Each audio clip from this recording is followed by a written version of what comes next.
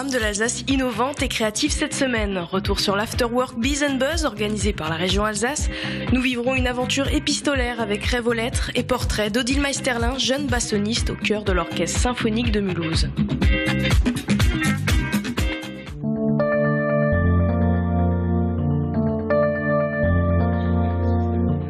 Visiter la flèche de la cathédrale sans risquer d'avoir le vertige, c'est maintenant possible grâce à ce casque de réalité virtuelle. Cette application développée en Alsace fait partie des 6 projets mis à l'honneur à l'occasion de l'Afterwork du festival Biz & Buzz, une rencontre entre acteurs du numérique et professionnels de la culture organisée par la région. Certains acteurs culturels ont une activité qui aujourd'hui n'inclut pas le numérique, soit par méconnaissance des opportunités, soit tout simplement parce que voilà, ça leur vient pas forcément à l'idée. Et donc nous, notre but, c'est réellement d'être des facilitateurs, donc à la fois de leur montrer tout ce qu'on peut faire avec le numérique et de leur montrer qu'on bénéficie aussi en Alsace de véritables talents, d'entreprises qui ont de véritables savoir-faire et que donc ils peuvent faire appel à ces entreprises pour développer des projets en commun. Des acteurs majeurs du numérique sont également intervenus pour présenter les possibilités offertes par les nouvelles technologies. Des projets dont le leitmotiv est de proposer de nouvelles expériences au public. L'évolution des pratiques aussi en termes de support, en termes de device, est extrêmement importante. De plus en plus, les visiteurs sont maîtres et sont possesseurs de leur propre support de médiation, à savoir le téléphone ou la tablette. Et c'est vrai que cette évolution-là est extrêmement importante. De plus en plus, les institutions vont diffuser des contenus, vont personnaliser les visites, vont offrir des outils d'aide à la visite au travers de ces dispositifs-là. Visites virtuelles, projets cross-média ou encore applications smartphone, nombreuses sont les possibilités offertes aux acteurs culturels pour toucher de nouveaux publics et rendre leurs travaux accessibles au plus grand nombre.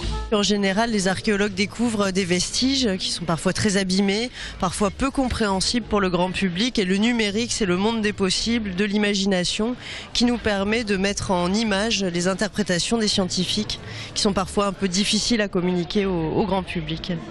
Valoriser le patrimoine et la culture en Alsace, un défi de taille pour la région, qui espère bien que cette soirée verra naître les grands projets numériques de demain.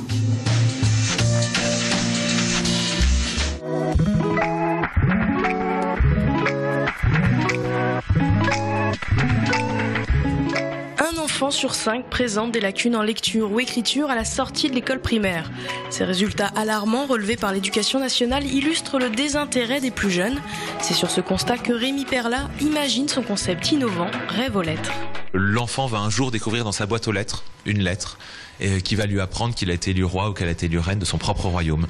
Et donc l'enfant rentre vraiment dans une aventure, les personnages lui expliquent ce qui s'y passe et comme il est roi et qu'elle est reine, on lui pose des questions, on lui demande de prendre des décisions et donc l'enfant prend son stylo, nous écrit ses réponses, nous les envoie et du coup il va recevoir ensuite de nouvelles lettres qui vont dépendre des réponses que lui-même nous a données. Et comme ça on va vraiment rentrer dans un cycle de correspondance entre l'enfant et les personnages de l'histoire et ça va faire avancer l'aventure vraiment selon les goûts de l'enfant et c'est lui qui est vraiment maître de son aventure. Revenir sur le papier à l'heure du numérique, ça a l'air d'être un contre-pied. Mais en même temps, quand on voit l'avis de tous les professionnels sur l'omniprésence des écrans aujourd'hui dans la vie des enfants, on voit bien que revenir au papier, en fait, c'est pédagogiquement et psychologiquement beaucoup plus intéressant. Et d'ailleurs, les parents nous le disent, ils sont tous très inquiets du temps qui n'arrête pas d'enfler, que leurs enfants passent devant les écrans et ça les rassure et ils aiment aussi leur faire partager avec eux leur petite Madeleine de Proust de quand ils étaient jeunes. Rêve aux lettres propose 3 niveaux de lecture pour des enfants de 5 à 12 ans. Avec cette aventure épistolaire, pas d'obligation de résultat. L'enfant n'est pas mis en position d'échec et recevra toujours une réponse. On est sur quelque chose de décroché, on n'est pas sur quelque chose de scolaire. À partir du moment où on sort du cadre scolaire, c'est beaucoup plus facile. On va beaucoup valoriser l'enfant. On va essayer de le pousser parfois dans certains retranchements. On va essayer de l'amener à imaginer un monde vraiment assez développé. C'est pas uniquement le plaisir de la lecture ou de l'écriture, c'est tout. On crée vraiment un événement autour de chaque lettre. Donc il y a bien sûr la lettre, il y a des énigmes, il y a des enquêtes policières. Donc c'est à la fois le fond et la forme que ça prend, puisqu'il y a des petits autocollants, des petits objets. Et donc ça crée vraiment un événement et c'est ça qui va donner aux enfants le goût de lire. Déjà plus de 500 histoires ont été créées dans une ambiance médiévale. Rêve aux lettres proposera prochainement aux enfants de devenir les héros de nouvelles aventures.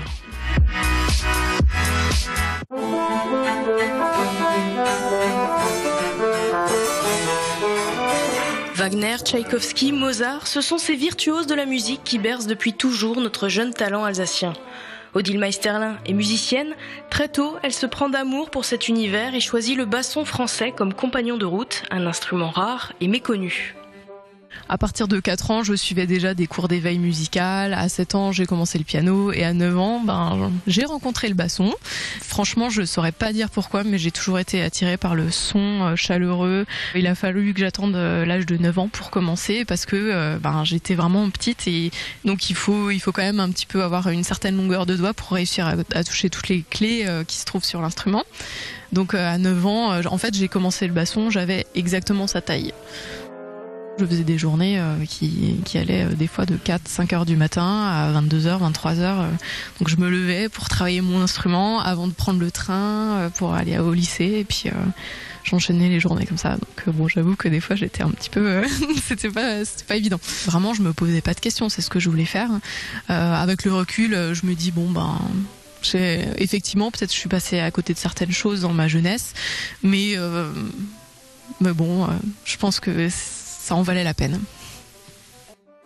À l'orchestre, on n'a pas le droit trop à l'erreur, donc c'est une pression assez grosse. Mais bon, moi j'ai souvent l'habitude de me dire, on fait quand même que de la musique, donc après c'est aussi une passion à la base.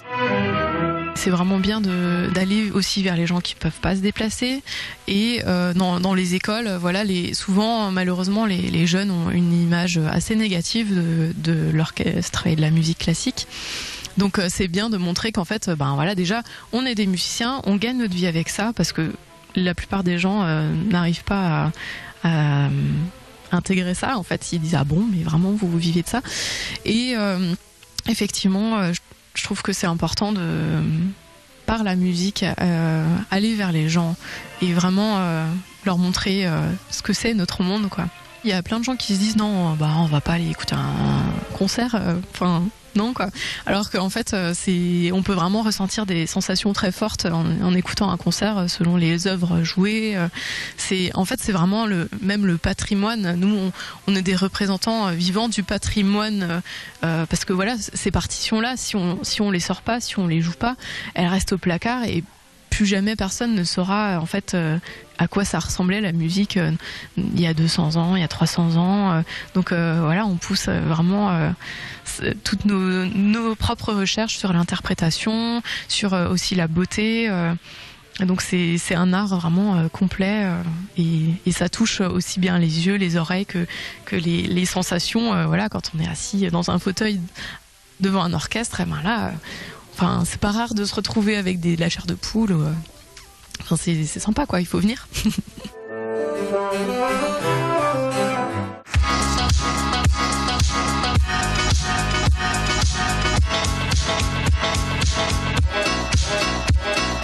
Déjà la fin de votre magazine 100% Région Alsace.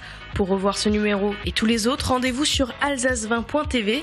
La semaine prochaine, retour sur la visite de la région Alsace au camp d'Auschwitz et portrait de Karil Smiati, jeune espoir de la natation française.